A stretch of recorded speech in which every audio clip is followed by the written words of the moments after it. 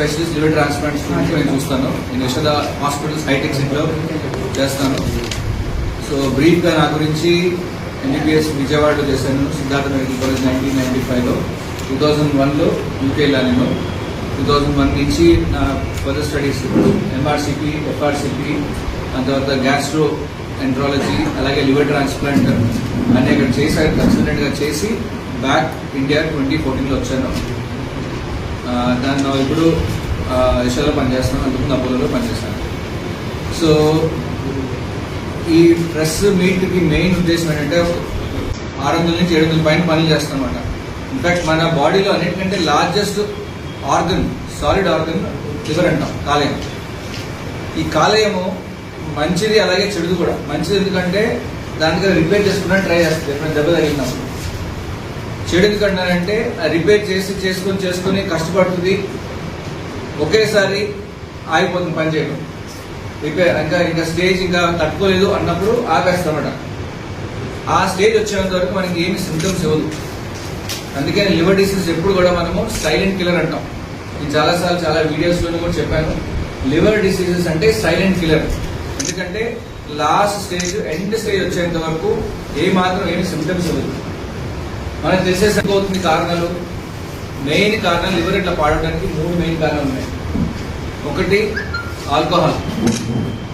Okay, మనందరూ తెలుసు alcohol liver పాడవుతుందని చెప్పాను, రైట్? సో పర్టికులర్ కోవిడ్ దాటిన తర్వాత ఇంకా ఆల్కహాల్ కన్సంప్షన్ చాలా ఎక్కువైపోయింది. దాంతో లివర్ ప్రాబ్లమ్స్ చాలా ఎక్కువ చూస్తున్నాం. అదే కాకుండా వైరల్ హెపటైటిస్ అంటే particular hepatitis B and C అనే 2 వైరస్. ఓకే, ఆ 2 కూడా లివర్లో కూర్చొని మెల్లింగా తెలియకుండా డ్యామేజ్ చేసి లివర్ సిరోసిస్ అంటే ఎండ్ స్టేజ్ లివర్ అంటే అడ్వాన్స్ గా పాడైపోయిన తర్వాత సిరోసిస్ వచ్చిన తర్వాత అప్పుడు మనకి సిమ్టమ్స్ వస్తాయి. అప్పుడు మనకి ఏమీ తెలియదు. 2వ కారణం. 3వ కారణం which is more bigger problem is fatty liver. లివర్లో కొవ్వు చేరుకుంటాం.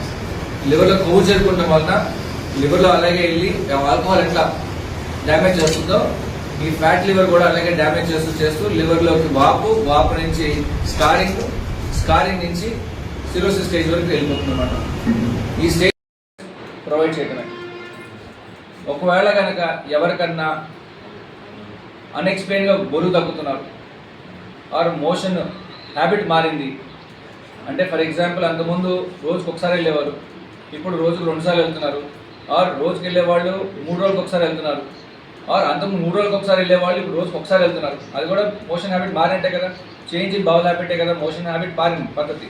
అలా నెల కంటే ఎక్కువ ఉంది అలాంటి వాళ్ళకి ఇగ్నోర్ చేయకూడదు. దట్ కుడ్ బి ఏ చిహ్నం ఆఫ్ క్యాన్సర్. అలాగే మోషన్లో బ్లడ్ పట్టడం, తెలియకుండా వెయిట్ తగ్గటం, ఓకే, పొట్ట నొప్పి వారం కంటే ఎక్కువ అలాగే కంటిన్యూస్గా ఉండటం, అలాగే పొట్ట మంట నెల కంటే ఎక్కువ ఉంటుంది, ఆర్ తిన్నప్పుడు అడ్డుపడుతుంది, ఫుడ్ తిన్నప్పుడు అడ్డుపడుతుంది, వెళ్ళట్లేదు కిందకి. ఇలాంటి ఏమైనా లక్షణాలు ఉంటే ఇగ్నోర్ చేయకుండా వెంటనే గ్యాస్ట్రోంటరాలజిస్ట్ని కలవాలి. ఇవన్నీ కూడా మనం మెడికల్ టర్మ్స్లో రెడ్ ఫ్లాగ్ సిమ్టమ్స్ అంటాం.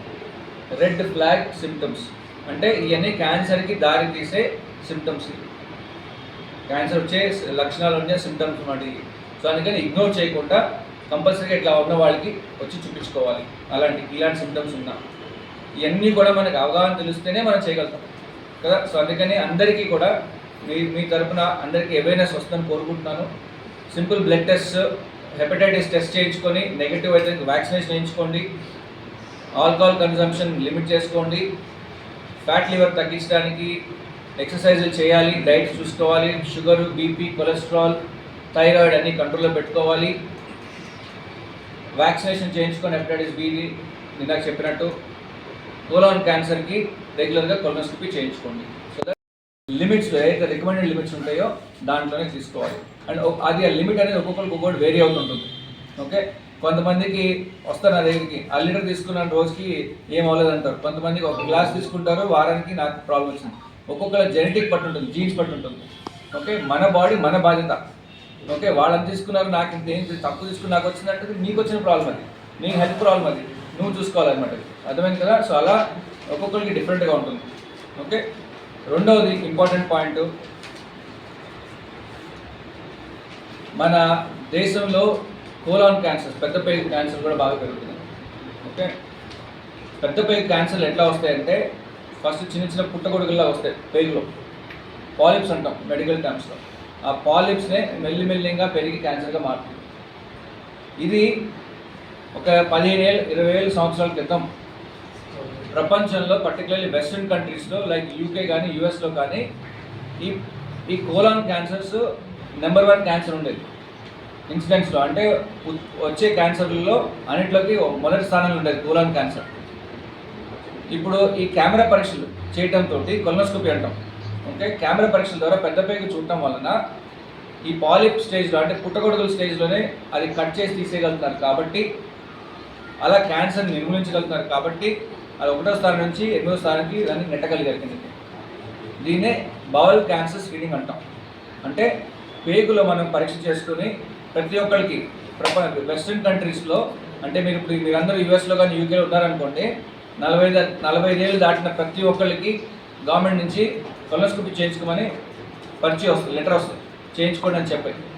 కెమెరా పరీక్ష చేయించుకున్న వాళ్ళు అట్లాంటి వాళ్ళకి 100 మందిలో 10 మందికి పాలిప్లు కనిపించింది. ఒకరికి క్యాన్సర్, ఇంకా 10 మందికి పాలిప్స్. ఆ పాలిప్స్ ఆ పుట్టగొడుగులు తీసేసామనుకోండి, అలా 10 మందికి క్యాన్సర్ తొలగించేసినట్టే కదా మనం కదా. సో అట్లా చాలామందికి కోలాన్ క్యాన్సర్ తగ్గించగలిగారు. అలా మన ఇండియాలో కూడా బాగా పెరుగుతున్నాయి. సో అందుకని అందరూ బాధ్యతగా 45 ఏళ్ళు దాటిన వాళ్ళు, 45 ఏళ్ళు కాకపోతే కనీసం 50 ఏళ్ళు దాటిన వాళ్ళందరూ కూడా కంపల్సరీగా కొలనోస్కోపీ చేయించుకుంటే మంచిది.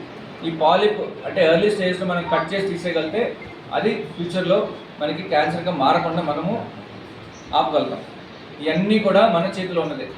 అవేర్నెస్ తెలుసుకోవాలి, అవగాహన రావాలి, అట్లాగే మనము దాని జాగ్రత్తలు తీసుకోవాలి.